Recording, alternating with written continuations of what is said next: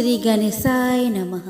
ओम नमो भगवते वासुदेवाय नमः। नमस्कार दोस्तों, आप सभी को हमारे YouTube channel Shraddha and faith में स्वागत है। दोस्तों, आज ज्येष्ठ मास के शुक्ल पक्ष की द्वादशी तिथि है। दोस्तों, जिन भक्तों ने कल निर्जला एकादशी का व्रत किया वे लोग आज उसका पालन करेंगे। निर्जला एकादशी 2024 का पारण का समय है 19 जून यानी कि आज बुधवार को सुबह 5:24 से सुबह 7:28 के बीच पारण करेंगे। दोस्तों, जो भी व्यक्ति साल की सभी 24 एकादशियों का उपवास नहीं रख पाते वे निर्जला एकादशी का व्रत रखकर उन सभी 24 एकादशी का फल पा सकते हैं। धार्मिक मान्यताओं के अनुसार निर्जला एकादशी व्रत करने से दूसरी सभी एकादशियों का लाभ मिलता है और पापों से मुक्ति मिलती है। दोस्तों, निर्जला एकादशी के व्रत का पारण पूरे नियम के साथ किया जाता है। व्रत पारण वाले दिन यानी कि आज सुबह सूर्योदय से पहले उठकर स्नान करके साफ कपड़े पहनकर सूर्यदेव को जल दे। द्वादशी तिथि पर व्रत खोलने से पहले व्रती को भगवान विष्णु की पूजा करनी चाहिए। पूजा के दौरान ओम नमो भगवते वासुदेवाय मंत्र का जाप करना भी महत्वपूर्ण माना गया है। इसके बाद भगवान विष्णु के सामने हाथ जोड़कर व्रत के दौरान हुई भूल चूक के लिए माफी मांगे। द्वादशी तिथि के दिन सूर्य को जल अर्पित करने और विष्णु जी की पूजा के बाद ही व्रत खोल सकते हैं। द्वादशी वाले दिन व्रत खोलने के बाद भोजन में चावल अवश्य होने चाहिए। चावल ग्रहण करने के बाद ही कोई अन्य चीजें खानी चाहिए। इस व्रत का पारण चावल खाने से ही होता है। व्रत खोलने के बाद चावल का दान करना भी शुभ माना गया है। इसीलिए किसी जरूरतमंद को चावल व दक्षिणा जरूर दान करें। दोस्तों, निर्जला एकादशी का व्रत बिना भोजन और पानी के रखा जाता है। इस व्रत में पानी बिल्कुल भी नहीं पिया जाता, इसीलिए इसे निर्जला व्रत कहते हैं। निर्जला व्रत के अगले दिन सूर्योदय के बाद ही इसका पारण किया जाता है। एकादशी व्रत का पारण द्वादशी तिथि समाप्त होने से पहले करना बहुत जरूरी होता है। अगर द्वादशी तिथि सूर्योदय से पहले समाप्त हो गई हो तो एकादशी व्रत का पारण सूर्योदय के बाद ही करना चाहिए। द्वादशी तिथि के अंदर पारण न करना पाप करने के समान होता है। आइए दोस्तों, अब हम श्रवण करें एकादशी व्रत पारण की कथा। दोस्तों, आज की कथा में आप तुलसी जी की कथा, आंवले की महिमा की कथा और राजा अम्बरीश की कथा श्रवण करेंगे। तो चलिए दोस्तों, लक्ष्मी नारायण के चरणों का ध्यान करते हुए आज का यह वीडियो शुरू करें। दोस्तों, तुलसी से जुड़ी एक कथा बहुत प्रचलित है। श्रीमद् देवी भागवत पुराण में इनके अवतरण की दिव्य लीला कथा भी बताई गई है। एक बार शिव ने अपने तेज को समुद्र में फेंक दिया था। उससे एक महातेजस्वी बालक ने जन्म लिया। यह बालक आगे चलकर जालंधर के नाम से पराक्रमी दैत्य राजा बना। इसके राजधानी का नाम जालंधर नगरी था। दैत्यराज कालनेमी की कन्या वृंदा का विवाह जालंधर से हुआ। जालंधर महाराक्षस था। अपनी सत्ता के मध्य में चूर उसने माता लक्ष्मी को पाने की कामना से युद्ध किया, परंतु समुद्र से ही उत्पन्न होने के कारण माता लक्ष्मी ने उसे अपने भाई के रूप में स्वीकार किया। वहां से पराजित होकर वह देवी पार्वती को पाने की लालसा से कैलाश पर्वत पर गया।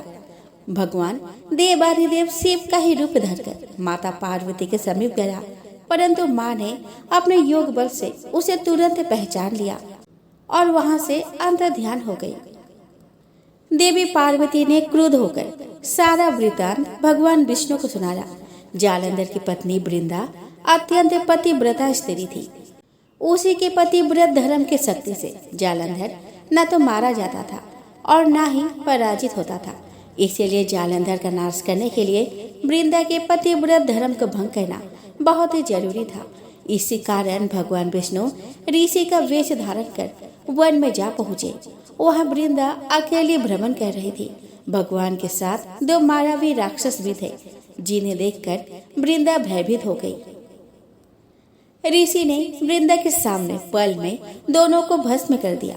उनकी शक्ति देखकर वृंदा ने कैलाश पर्वत पर महादेव के साथ युद्ध कर रहे अपने पति जालंधर के बारे में पूछा। ऋषि ने अपने माया जाल से 2 वानर प्रकट किए। एक वानर के हाथ में जालंधर का सिर था और दूसरे के हाथ में धड़। अपने पति की यह दशा देखकर वृंदा मूर्छित होकर नीचे गिर पड़ी। होश में आने पर उन्होंने ऋषि रूपी भगवान से विनती की कि वह उसके पति को जीवित करे। भगवान ने अपने माला से पुनः जालंधर का सिर धड़ से जोड़ दिया, परंतु स्वयं भी उसी शरीर में प्रवेश कर गए। वृंदा को इस छल का जरा आभास न हुआ। जालंधर बने भगवान के साथ वृंदा पतिव्रता का व्यवहार करने लगी, जिससे उसका सतीत्व भंग हो गया। ऐसा होते ही वृंदा के पति जालंधर युद्ध में हार गया। इस सारी लीला का जब वृंदा को पता चला तो उसने क्रोध होकर भगवान विष्णु को शिला होने का श्राप दे दिया तथा स्वयं सती हो गई। जहाँ वृंदा भस्म हुई वहाँ तुलसी का पौधा उगा। भगवान विष्णु ने वृंदा से कहा कि हे वृंदा, तुम अपने सतीत्व के कारण मुझे लक्ष्मी से भी अधिक प्रिय हो गई हो। अब तुम तुलसी के रूप में सदा मेरे साथ रहोगी। जो मनुष्य मेरे शालिग्राम रूप के साथ तुलसी का विवाह करेगा उसे इस लोक और परलोक में विपुल यश प्राप्त होगा। जिस घर में तुलसी होती है वह यम के दूत भी असमय नहीं जा सकते। गंगा व नर्मदा के जल में स्नान तथा तुलसी का पूजन बराबर माना जाता है। चाहे मनुष्य कितना भी पापी क्यों न हो, मृत्यु के समय जिसके प्राण मंजरी रहित तुलसी और गंगा जल मुख में रखकर निकल जाते हैं, वह पाप से मुक्त होकर वैकुंठ धाम को प्राप्त होता है।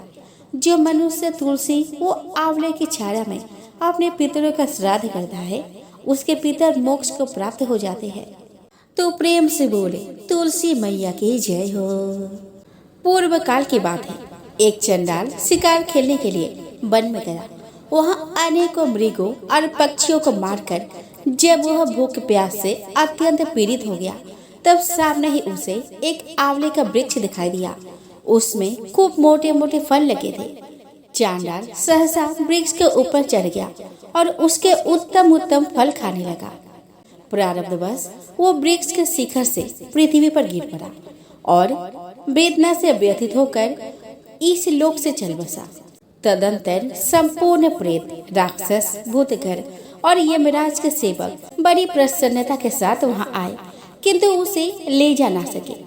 यद्यपि वे महान बलवान थे, तथापि उस मृतक चंडाल की ओर आंख उठाकर देख भी नहीं सकते थे। जब कोई भी उसे पकड़कर ले जा ना सका, तब वे अपनी असमर्थता देख मुनियों के पास जाकर बोले, ज्ञानी महर्षियों, चांडाल तो बड़ा पापी था, फिर क्या कारण है हम लोग तथा ये यमराज के सेवक उसकी ओर देख भी ना सके। यह मेरा है, यह मेरा है कहते हुए हम लोग झगड़ा कर रहे हैं, किंतु उसे ले जाने की शक्ति नहीं रखते। क्यों और किसके प्रभाव से वह सूर्य की भांति दुर्भोक्ष हो गया है? इसका कारण क्या है? उसकी ओर दृष्टिपात करना भी कठिन जान पड़ता है। मुनियों ने कहा कि प्रेतगण, इस चंडाल ने आंवले की पके हुए फल खाए हैं। उसके डाल टूट जाने से उसके संपर्क में ही उसकी मृत्यु हुई है और मृत्यु काल में भी इसके आसपास बहुत से फल बिखरे पड़े हैं। इन्हीं सब कारणों से तुम लोगों का इसकी ओर देखना कठिन हो रहा है। इस पापी का आंवले से संपर्क रविवार को या किसी निश्चित बेला में नहीं हुआ है, इसीलिए यह दिव्य लोक को प्राप्त होगा। प्रेत बोले कि मुनीश्वरों, आप लोगों का ज्ञान उत्तम है, इसीलिए हम आपसे एक प्रश्न पूछते हैं। जब तक वहाँ विष्णु लोक से विमान नहीं आता, तब तक आप लोग हमारे प्रश्नों का उत्तर दे दें। प्रेतों ने पूछा कि ब्राह्मणों, किस प्रकार और किस कर्म के आचरण से मनुष्य प्रेत नहीं होते? तो ब्राह्मणों ने कहा कि जिस बुद्धिमान पुरुष ने तीर्थ के जल में स्नान और शिव को नमस्कार किया है, वह मनुष्य प्रेत नहीं होता। जो एकादशी अथवा द्वादशी को उपवास करके विशेषतः भगवान श्री विष्णु का पूजन करते हैं तथा जो वेदों के अक्षर, सूक्त, स्तोत्र और मंत्र आदि के द्वारा देवताओं के पूजन में संलग्न रहते हैं, उन्हें भी प्रेत नहीं होना पड़ता। पुराणों के धर्म युक्त दिव्य वचन सुनने, पढ़ने और पढ़ाने से तथा नाना प्रकार के व्रतों का अनुष्ठान करने और रुद्राक्ष धारण करने से जो पवित्र हो चुके हैं एवं जो रुद्राक्ष की माला पर जप करते हैं, वे प्रेत योनियों को नहीं प्राप्त होते। जो आंवले के फल के रस से स्नान करके प्रतिदिन आंवला खाया करते हैं, तथा आंवले के द्वारा भगवान श्री विष्णु का भी पूजन करते हैं, वे कभी पिशाच योनि में नहीं जाते। प्रियत बोले, महर्षियों, संतों के दर्शन से पुण्य प्राप्त होता है। इस बात को पौराणिक विद्वान जानते हैं। हमें भी आपका दर्शन हुआ है, इसीलिए आप लोग हमारा कल्याण करें। धीर महात्माओं, किस उपाय से हम लोगों को प्रेत योनि से छुटकारा मिले, उसका उपदेश कीजिए। हम आप लोगों के शरण में आए हैं। ब्राह्मण बोले कि हमारे वचन से तुम लोग आंवले का भक्षण कर सकते हो, वह तुम्हारे लिए कल्याण कारक होगा। उसके प्रभाव से तुम उत्तम लोक में जाने योग्य बन जाओगे। इस प्रकार ऋषियों से सुनकर पिशाच आंवले के वृक्ष पर चढ़ गए और उसका फल ले लेकर उन्होंने बड़े मौज के साथ खाया। तब देवलोक से तुरंत ही एक पीले रंग का सुवर्णमय विमान उतरा, जो परम शोभायमान था। पिशाचों ने उस पर आरूढ़ होकर स्वर्गलोक की यात्रा की। अतः अनेक व्रतों और यज्ञों के अनुष्ठान से भी जो अत्यंत दुर्लभ है, वही लोग उन्हें आंवले का भक्षण करने मात्र से मिल गया। दोस्तों, राजा अम्बरीश बेबस्वत मनु के पौत्र और राजसी नाभाग के पुत्र थे। 7 दीपों वाली पृथ्वी के स्वामी होने पर भी उनकी भोगों में बिल्कुल आसक्ति नहीं थी। उन्होंने अपना पूरा जीवन परमात्मा के चरणों में समर्पित कर दिया था। पौराणिक कथा के अनुसार भगवान विष्णु को प्रसन्न करने के लिए उन्होंने पत्नी सहित एकादशी व्रत का नियम लिया था। व्रत पूरा करने पर जब वे उसका पालन करने लगे, तभी महर्षि दुर्वासा वहां पे आ गए। राजा के भोजन की प्रार्थना स्वीकार कर वे यमुना तट पर स्नान के लिए चले गए। जब द्वादशी में केवल 1 घड़ी शेष होने तक भी महर्षि नहीं पहुँचे, तो व्रत भंग होने के विचार कर राजा ने भगवान के चरणामृत से पारण कर लिया। जब दुर्वासा ऋषि को पता चला, तो उन्हें भोजन कराए बिना व्रत का पालन करने पर वे नाराज हो गए। उन्होंने सिर के एक बाल से कृत्या नाम की राक्षसी पैदा कर दी, जो राजा अम्बरीश को मारने दौड़ी। तभी भगवान विष्णु ने अपना सुदर्शन चक्र से राक्षसी का वध कर दिया। इसके बाद सुदर्शन दुर्वासा की ओर दौड़ पड़ा। ये देख दुर्वासा ऋषि देवराज इंद्र, ब्रह्मा व भगवान शंकर के पास आश्रय लेने गए, जहाँ शिव जी ने उन्हें भगवान विष्णु के ही शरण में जाने की सलाह दी।